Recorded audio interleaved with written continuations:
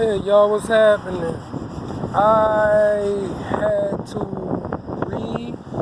touch bases on the matter of uh, uh, applying the 7-in-1 Tylenol with the Theraflu and the chocolate. I had to touch bases on it because, hey, I mean, that's not enough instructions there. I mean, some people might know what to do, but then, I don't know, it'll work for itself. But, hey, man, listen, it's one step at a time. That's all you got to remember, okay? Now, the pattern, so far as every Monday, then every Monday and Wednesday, then every Monday, Wednesday and Friday, then every Monday, Wednesday, Friday, and Sunday. Hey, bro, believe me, it goes away. But you have to be in the Word of God also now. You have to take and read Proverbs every day. One chapter a day, all right? While you know what I'm saying? Now, when it comes to taking the 7-in-1, you go ahead and you take that. Be careful what you eat, because when it comes to a flu, you don't feed a flu, you starve it. So you might want to eat something solid, you know what I'm saying? Like a grilled cheese sandwich or just a regular cheese sandwich. You know what I'm saying? Don't eat nothing fried. It's gonna, you know what I'm saying? It's gonna hurt your stomach. And for whatever you do, don't take ibuprofen. Don't never take ibuprofen. You can take Tylenols, what I've learned. All right, coming off your Jones. You take the 7-in-1. All right, eat some oatmeal, eat some grits, something like that. All right. Don't eat nothing fried for the next 2 weeks, actually. Now let me tell you something, bro. When it comes to coming off your Jones, this nightmare stays with you for at least a year strong, and it pops up in your dreams. It pops up in your dreams to the fact that, dude, you know what I'm saying? You wake up feeling like you just don't. And it's serious. I'm telling you no lie. Now I'm being real with you. These are called phantom symptoms. You know what I'm saying? Something that is not there, but you can still feel it.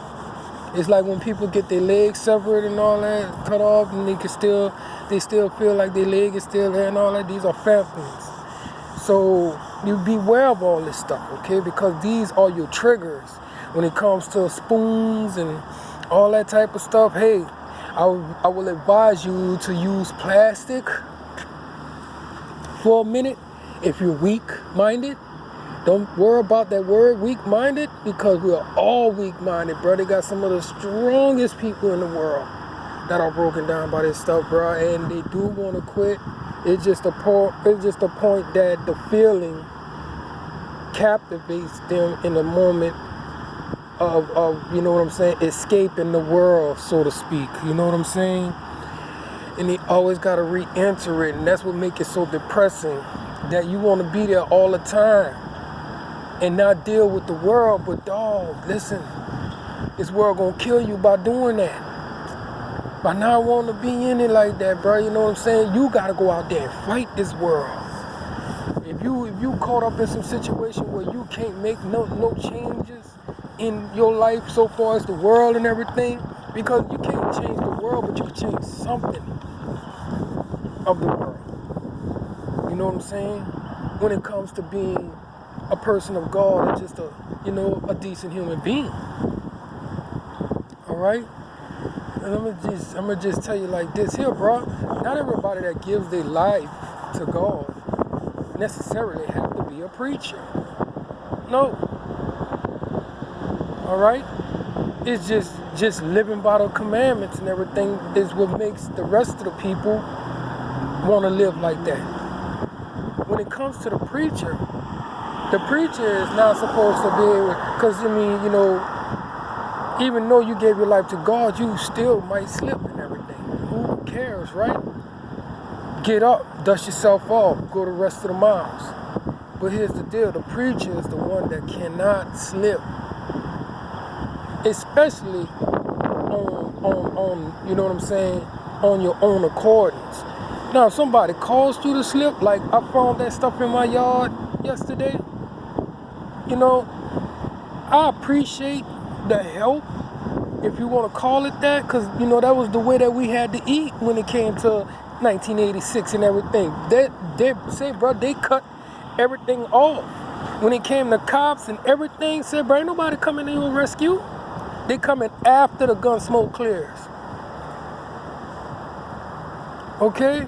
I have seen a lot of things, dude, but I ain't gonna get into all that. All I'm telling you is this. If you want to help me, don't give me no poison to heal people. All right? Give me some power. All right? I need a generator. Come donate that. Come donate that. See what was in that yard? That was enough for a used generator. I need that. So I could use power tools to do other things up in there to build the stage for the kids and everything. So they could sit down and all that. I need wood. I need nails. I need screw guns. All right? You want to go ahead and help me? Because I really appreciate it. I really do. I really do appreciate it. But we all ghetto boys. We know that this is the only way we could do things. But I'm gonna be the one to give you a little bit of wisdom. The preacher is not to indulge in anything, bro. I can't indulge in nothing, man. But I swear, bro, I take in consideration whatever somebody just tried to do. Hey, bro, do it in a righteous way.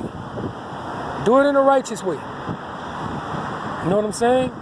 If you know somebody, you know, we're gonna take their scapegoat. We're gonna do their scapegoat. Speaking of scapegoat, I'm getting into something like that in a minute. But, you know, find somebody that has a business. I don't care if it's a car wash business or whatever. If they have you know what I'm saying, a IN number, if they have a number, okay, you know what I'm saying, give them the money to donate. That way they can accept it back off of taxes. And that's okay that they're doing it because they are not in the church. You know what I'm saying? They're not in the church. When it comes to giving to God, you don't take back. Okay? But when it comes to individuals, hey, bro, go ahead and use that muscle, whatever that is, that says that, hey, you donated to a charity, you get some of your money back and all that type of stuff. You know what I'm saying? Go ahead, use that avenue.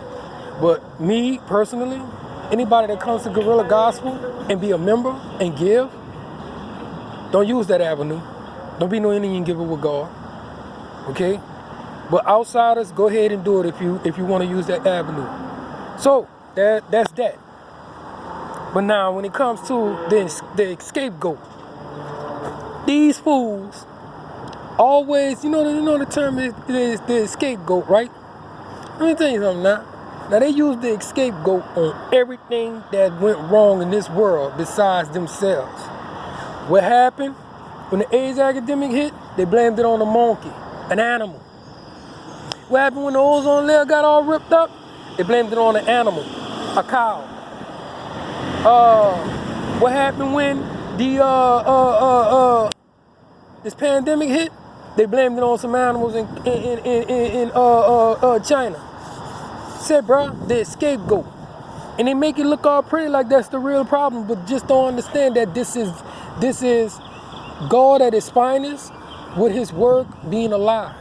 No matter if man destroying themselves right now, hey, it was written. So that makes it God power right there. Stop using these as scapegoats when it comes to Mexicans ain't nothing but drug dealers and rapists and all that, or black people is lazy and all that. How can a black man be lazy when black people, when they came off them ships, built this whole dang on country? Now, black people are lazy because now that you can't slave people and get it done for free and all that, cheap labor and all that stuff, the kids and everything. Now you ain't giving no jobs to nobody and you're calling them lazy. And everybody got a result to selling drugs and everything. But dude, this is the trap, because you are not to be prosper on this. You are only to die. Let them see you die on TV. When it says that you will watch your enemies die right before your eyes. When they turn on that news and they see that 7 black boys been shot up over some drugs, hey bro, that is the KKK in a rock form. That's a white sheet right there in a rock form, you heard me? That is white power at its finest. That's picking cotton at its finest. Okay? And the only thing that you're capable of doing is packing up the jail systems, packing up the morgues, packing up the hospitals and the cemeteries. That's about it. And these streets, when you wind up sleeping on them, drug facilities and all that stuff. That's the only thing you're entitled to go through as the children of God, living in this evil ass world, ran by evil ass people. You want to come up off your kick? You want to come up off your drugs? You want to get back into the fight of being what you said you was going to be when you was in, what, kindergarten or 3rd grade? What you going to be when you grow up? Go back to that status. Hey, it may not be the exact thing, but it could be something, you know what I'm saying, on the offspring. And just take your time with it. They got a lot of people that had already ran their tour, what, they in their 50s and 60s. Hey, bro, guess what? God can use you in the ministry. You can help people out, you know what I'm saying? If you still got muscle, mind, and muscle, hey, bro, you can help people clean a church. You can help people build a church. You can help people, you know what I'm saying? Just, you know, prepare things, events, and all that type of stuff. The church still needs you. Probably to sharpen your pastor, you know? See your pastor slipping. Hey, pastor, hey, you slipping. You know, just, hey, you're slipping, man.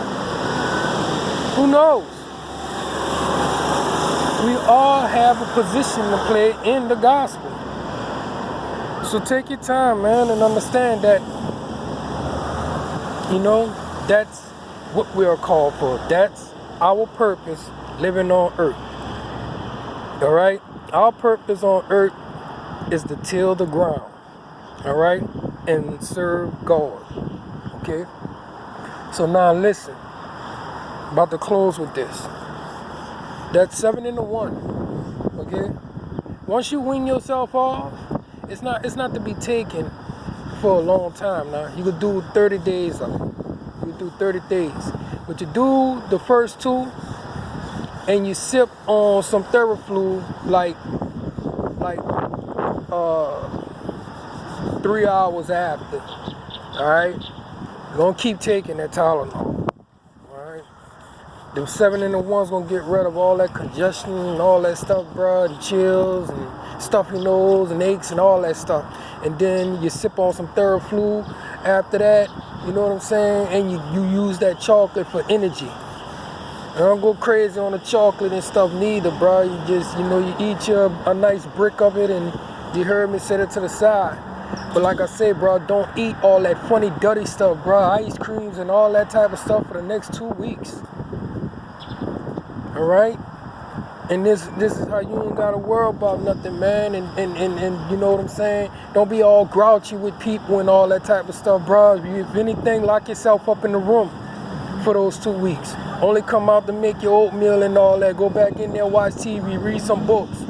Captivate on what you're gonna do once you seriously get your sobriety back. After you get your sobriety back, bro, look at here, man.